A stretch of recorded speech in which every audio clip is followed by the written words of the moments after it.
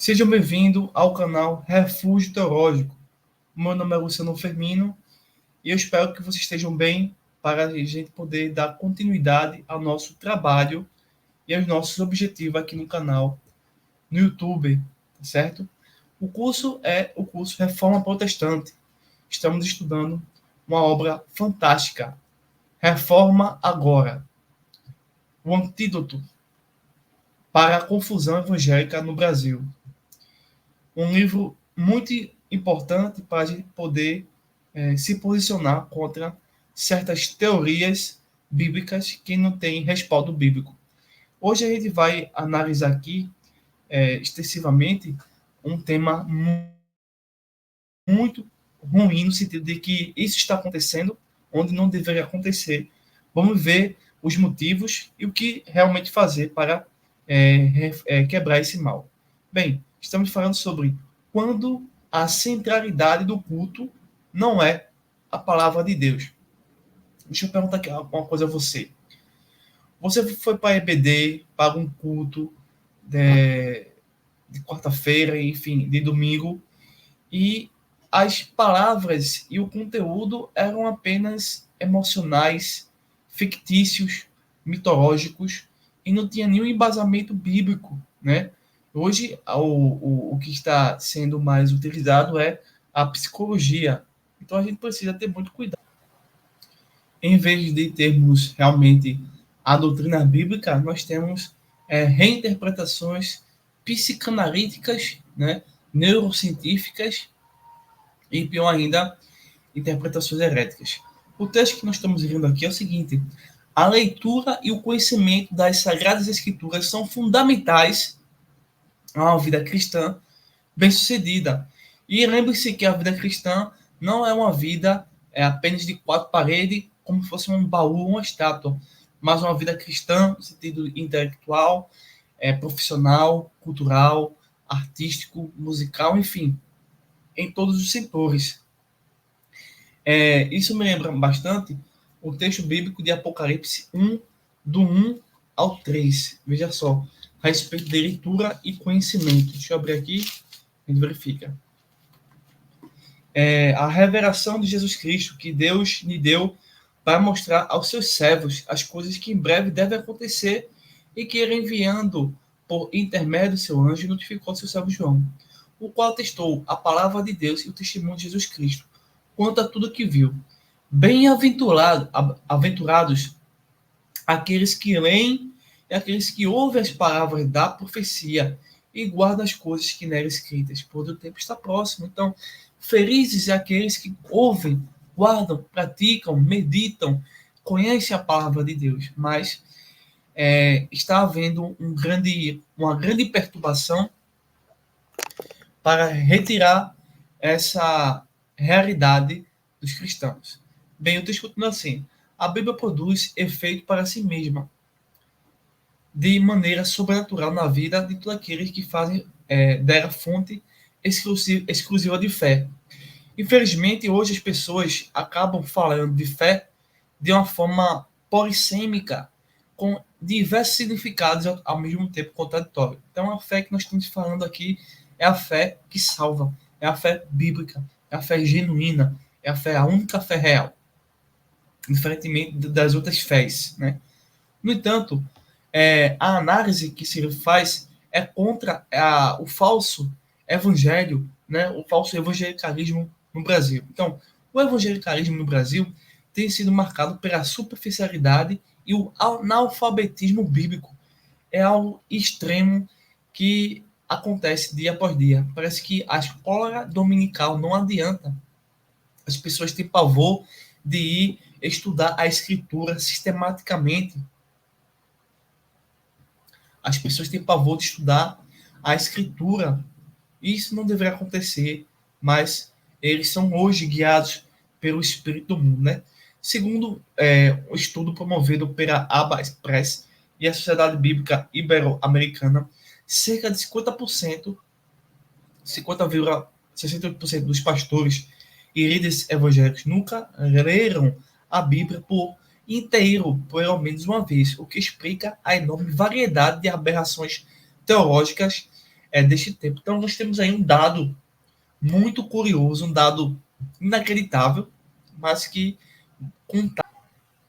Então, esses dados mostram que não existe mais interesse pelo estudo da escritura, né? E a gente precisa tomar cuidado. Bem, diferentemente dos evangélicos do século XXI, os reformadores acreditavam que a palavra de Deus deveria ocupar o lugar central na vida do crente, visto que é através dela que Deus fala ao homem. Então, a palavra de Deus é a palavra de Deus, é a Bíblia, né? O reformador João Calvino via a pregação do evangelho como o centro da vida e obra da igreja. Hoje em dia, por influências ideológicas, é a justiça social, é o melhor dizendo, é o aplausos de um mundo corrompido, de um mundo contra Deus. E isso está sendo substituído pouco a pouco. Calvino acreditava que a pregação da palavra era um meio da graça, de graça para o povo de Deus.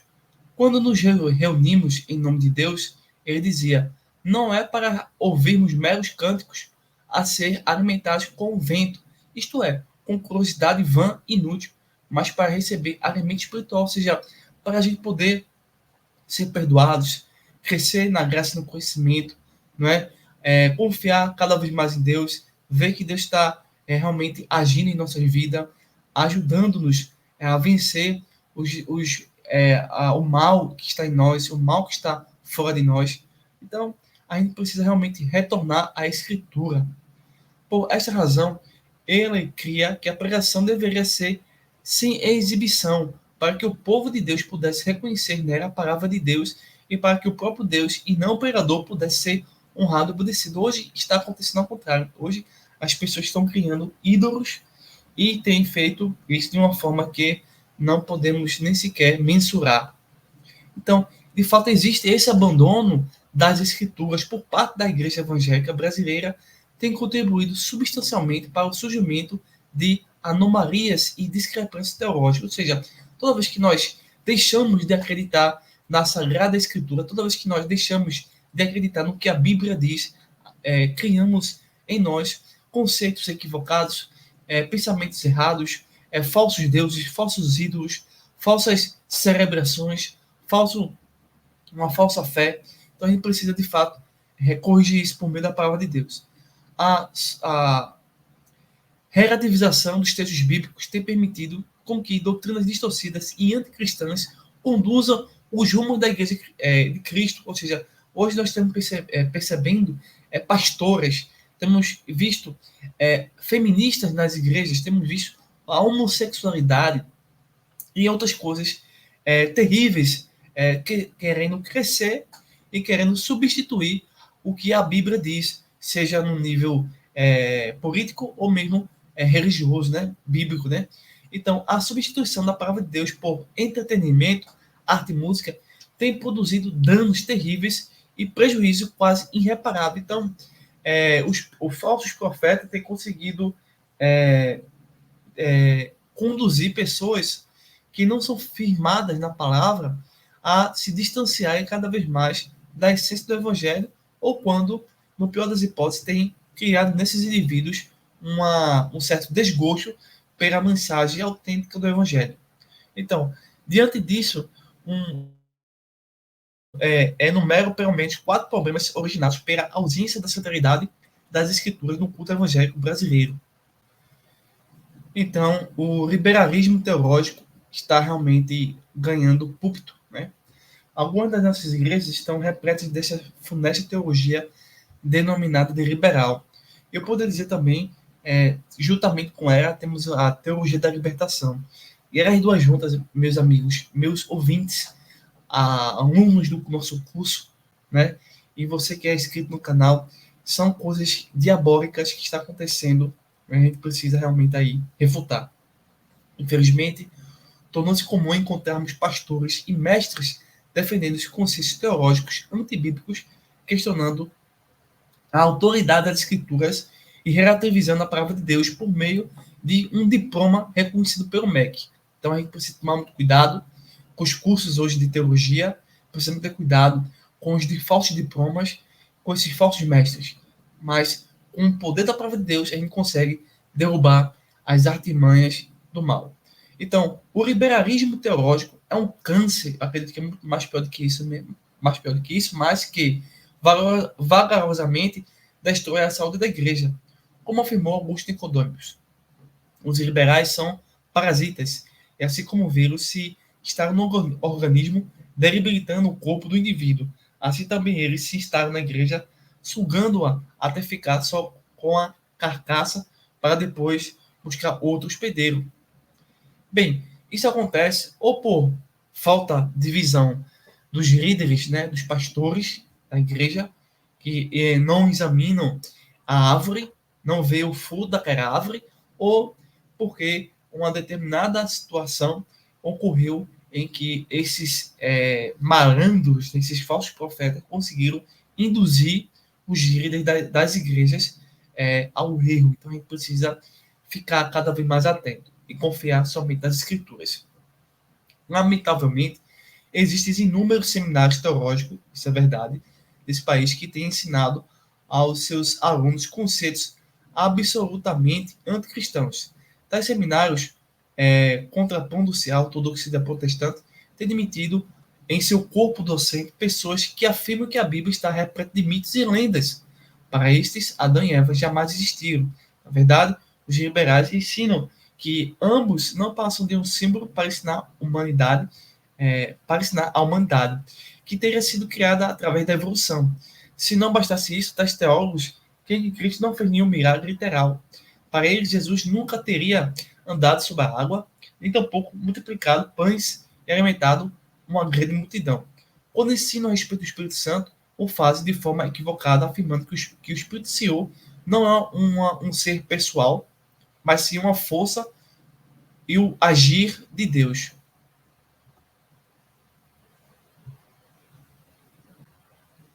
Então, nada mais é, tanto os liberais quanto o pessoal da teologia da libertação, eles são um grupo mais evoluído do ateísmo. Então, nós estamos lidando com ateus. Então, os ateus, eles se baseiam na evolução para tentar desacreditar as escrituras. Então, sabendo disso, nós podemos trabalhar esse assunto através da ciência e, novamente, trazer uma boa argumentação contra esses ateus que estão estudando teologia, mas que nada serve, porque eles não nasceram do novo, nem na água e nem do espírito, nem tem muito menos o temor do Senhor, né? Por isso que o inimigo os consegue cativá-los e conduzir outras pessoas que não têm conhecimento apropriado da escritura para esse meio. Infelizmente, o número de pastores que relativizam as sagradas escrituras em favor de uma teologia espúria se multiplica aos olhos vistos. Sem sombra de dúvida, os conceitos liberais têm adoecido e sufocado o corpo de Cristo, rejeitando no coração dos cristãos valores que contrariam as escrituras. Então, muitos de nós estamos sem uma boa ferramenta para dizer não a esses grupos, esses falsos religiosos, uma vez que a geração anterior conhecia a escritura e a nossa geração de hoje desconhece as escrituras. Então, fica muito mais fácil esses indivíduos vencer essa guerra, enquanto muitos de nós, né, por não conhecer a escritura, acabamos duvidando das coisas. O segundo ponto é secretismo religioso. Isso é terrível. Tá? Uma igreja que não faz da Bíblia sua única e exclusiva regra de fé permite a interferência de doutrinas não cristãs no seu corpo doutrinário. É o que está acontecendo na maioria das igrejas por aí. Felizmente, assumiu-se o lobo, o mercenário, né, os falsos profetas têm conseguido esse momento, mas em nome de Jesus a gente vai conseguir refutá-los por meio da palavra. O secretismo religioso é um dos mais problemas que nós temos vivenciados por uma igreja que troca a escritura por experiências místicas e relacionais. Eu já presenciei pessoas que deixaram o estudo da escritura por mistérios, por revelações, por coisas que realmente não têm embasamento bíblico. Então, essa seita esses falsos profetas fazem parte do grupo chamado neopentecostalismo. Eu particularmente não ia chamar de neopentecostal. Eu ia chamar realmente de falso pentecostalismo. Porque não existe novo pentecostal, tá? Existe o pentecostalismo clássico. Mas o neopentecostalismo ainda seria um termo mais bonito para eles. O que não deveria se falar aqui era de falso pentecostalismo. Então, mas mantendo aqui o termo como ele está, o neopentecostalismo, considerando que ele é uma falsa religião, tupiniquim, tem sido caracterizado por práticas e comportamentos absolutamente antagônicos aos pressupostos bíblicos. Acredito que isso se deva à relativização da escritura, como também à mistura de influências herdadas pela sociedade brasileira, tanto do catolicismo medieval português quanto da cultura indígena africana. Então, o inimigo de nossas almas é um grande ilusionista, é um grande hipnotizador. E ele tem feito isso através do neopentecostalismo, do catolicismo romano e de outras denominações que não têm respaldo bíblico. Tá? Bem, já que o catolicismo implantado pelos portugueses no Brasil foi o da Contra-Reforma, que conservou o velho culto aos santos, como também as superstições do período medieval. Quanto aos índios que aqui estavam, viviam num mundo cheio de lendas, cerimônias e crenças espirituais, onde os mortos-vivos interferiam e comungavam entre si. Já os africanos, ao chegar ao Brasil, encontravam uma sociedade semi-feudal que podia utilizar o trabalho braçal dos escravos sem questionar a sua representação mágico-religiosa. Aliás, diga-se de passagem, a religião africana sempre foi muito mais mágica e mística do que religiosa. Nela, o individual prevalece sobre o espiritual, denominando as forças sobrenaturais de acordo com as suas vontades pessoais. Hoje, em virtude do abandono, né, do esquecimento, né, do desprezo das escrituras e do sincretismo religioso, é comum, infelizmente, encontrarmos religiões, não chamamos nem de igreja, porque só existe uma igreja, né, Igreja de Cristo, mas religiões cujo comportamento se aproxima dos rituais satânicos, pagãos, né? Lamentavelmente, algumas das liturgias evangélicas, pasmem vocês, estão tão miscigenadas que um desavisado qualquer, ao entrar em um de seus cultos, poderá pensar que entrou num tempo de religião completamente estranha ao cristianismo. Então, todo cuidado é pouco, principalmente agora, nessa pós-modernidade, no século XXI. Então, a gente precisa realmente estar aí ativos no conhecimento da palavra de Deus. Né? Terceiro, falência do púlpito. Em virtude do relativismo do nosso tempo, onde o que mais se enfatiza é a satisfação pessoal, inúmeros líderes cristãos das mais diversas denominações abandonaram o estudo sistemático da palavra de Deus para dedicar-se ao estudo do comportamento humano, resultando na adequação do Evangelho de Cristo aos padrões humanistas desse tempo pós-moderno. Então, inclusive, tem um pastor, não me recordo o nome dele, enfim, não me esqueci, mas ele realmente traz um ensino mostrando que hoje em dia as pessoas estão não ouvindo a palavra, e sim a psicologia da palavra. Então, ele criou vários estudos contra a psicologia, né? Eu entendo que essa psicologia que ele está mostrando é uma psicologia ideológica, tá? Nessa psicologia ideológica, que é anticristã, realmente a gente precisa rejeitar, ok? Então, as pessoas de hoje em dia estão fazendo estudos psicológicos, psicanalíticos, terapias, e têm desprezado realmente a doutrina da Escritura, que de fato transforma o homem verdadeiramente. O fato dessas pessoas fazerem isso comprova que o fruto deles é podre, o fruto deles não produz arrependimento. Então são poucos os soldados que guerreiam, né, os apologistas. Hoje não ouvimos mais a palavra apologista no nosso meio. Não ouvimos mais pessoas realmente compromissadas com a verdade, né? Então, temos visto muitos líderes que, em nome de uma espiritualidade mística, têm fundamentado seus sermões em doutrinas cuja base teológica é a experiência e não a Bíblia. Para apoiar a situação, muitos pregadores têm considerado o ensino da Escritura como algo indesejável e sem utilidade prática, preferindo um sermão repleto de histórias engraçadas, onde o objetivo final é o entretenimento do público, é ver você sorrir, é ver você contente, não é ver você de fato cheio do Espírito, transformado pelo poder do Evangelho. Né? Eles não querem isso, eles querem nos iludir. Bem, diante disto, é impossível não nos lembrarmos do homem como o Dr. Martin Lloyd-Jones. Nos cultos que pregavam, centenas de pessoas eram atraídas pela pregação da palavra de Deus. O doutor, como era chamado, levava muitos meses, até mesmo anos, a expor um capítulo da Bíblia, versículo por versículo. Os seus sermões muitas vezes duravam entre 50 minutos e 1 hora, atraindo muitos estudantes das universidades e escolas em Londres, que ficavam encantados com a pregação do Evangelho. O reformador francês João Calvin disse que a Escritura é a fonte de toda a sabedoria e que os pastores devem extrair dela tudo aquilo que expõe diante do rebanho. Calvino afirmava que, através da exposição da palavra de Deus, as pessoas são conduzidas à liberdade e a segurança da fé salvadora. Dizia também que a verdadeira pregação tem por objetivo abrir a porta do reino aos ouvintes. Em outras palavras, o que ele está a nos dizer é o que as escrituras sagradas devem ser o principal instrumento na condução, consolidação e pastoreio do povo de Deus. Por que tudo isso? Tudo isso tem uma base em João capítulo 7, versos 38 e 39.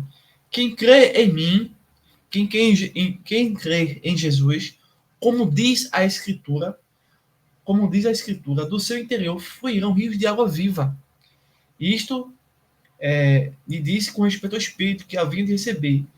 Os que nele crescem por Espírito até aquele momento não foram dados, porque Jesus não havia sido glorificado. Então, quando a gente de fato passa realmente a crer no poder da palavra, nós somos realmente conduzidos a uma vida de temor ao Senhor, né? Uma liturgia antropocêntrica, mais um problema sério que nós encontramos hoje em dia. O esquecimento por parte de alguns evangélicos das principais doutrinas bíblicas tem contribuído em muito para o surgimento de uma liturgia antropocêntrica. E muitos vão por isso aí, né? Bem, Charles Spurgeon, um dos maiores pregadores de todos os tempos, afirmou que o adversário de nossas almas tem agido com fermento, levantando toda a massa. Segundo Spurgeon, o diabo criou algo mais perspicaz ao surgir a igreja, que parte de sua missão é prover entretenimento para as pessoas, com vistas a ganhá-las. Ele também afirmou que a Igreja de Cristo não tinha por obrigação promover entretenimento aos visitantes. Antes, pelo contrário, o Evangelho, com todas as suas implicações, precisava ser pregado de forma simples e objetiva. Existe um mal entre os que professam pertencer aos arraiais de Cristo. Um mal tão grosseiro em sua imprudência que a maioria dos que possuem pouca visão espiritual dificilmente deixará de perceber. Durante as últimas décadas, esse mal tem se desenvolvido em proporções anormais. Tem agido como o fermento até que toda a massa fique levedada. O diabo raramente criou algo mais perspicaz do que sugerir à igreja que a sua missão consiste em prover entretenimento para as pessoas, tendo em vista ganhar para Cristo. A igreja abandonou a pregação ousada como a dos puritanos. Em seguida, ela gradualmente amenizou seu testemunho, depois passou a aceitar e justificar as frivolidades que estavam em voga no mundo. E no passo seguinte começou a tolerá-las em suas fronteiras. Agora a igreja as adotou sob o pretexto de ganhar multidões. Minha primeira contenção é esta: as escrituras não afirmam em nenhuma de suas passagens que prover entretenimento para as pessoas é uma função da igreja. Se esta é uma obra cristã, por que o Senhor Jesus não falou sobre ela? Ide por todo mundo e pregar o evangelho a toda criatura. Isso é bastante claro. Se ele tivesse acrescentado e oferecer entretenimento para aqueles que não gostam do evangelho, assim teria acontecido. No entanto, tais palavras não se encontram na Bíblia, sequer ocorreram à mente do Senhor Jesus. E mais, ele mesmo concedeu uns para apóstolos, outros para profetas, e outros para evangelistas, e outros para pastores e mestres. onde aparecem nesses versículos os que providenciariam entretenimento. O Espírito Santo se anunciou a respeito deles. Os profetas foram perseguidos porque divertiam as pessoas ou porque recusavam a fazê-lo. Os concertos de música não têm um rol de martírios. Hoje, 120 anos após a morte de Spurgeon, boa parte da igreja brasileira promove em suas liturgias estruturas lúdicas e leves, onde de forma simplista e descontraída o evangelho politicamente correto é anunciado. Na verdade, ouso afirmar que a banalização da escritura, juntamente com o pluralismo eclesiástico do nosso tempo, encontrou uma variedade enorme de igrejas que proclamam o evangelho de Cristo segundo o gosto do freguês. Além disso, se fizermos uma análise sincera de nossas liturgias, chegaremos à conclusão de que boa parte das canções entoadas nos cultos evangélicos são feitas na primeira pessoa singular, os direitos prioritariamente reivindicam as bênçãos de Deus. Então, as pessoas hoje não gostam do evangelho e justificam isso dizendo que tal pregador está passando do horário, a casos e casos, né? Ou que tal pregador não sabe pregar, mas ele não tem o temor do Senhor. Finalizando aqui, nós estamos diante de uma forte apostasia, tá? Nós precisamos, de fato, aí realmente mostrar como, de fato, é o Evangelho. Bem, no nosso próximo estudo, nós vamos ainda dar continuidade aqui na página 26, né, do PDF.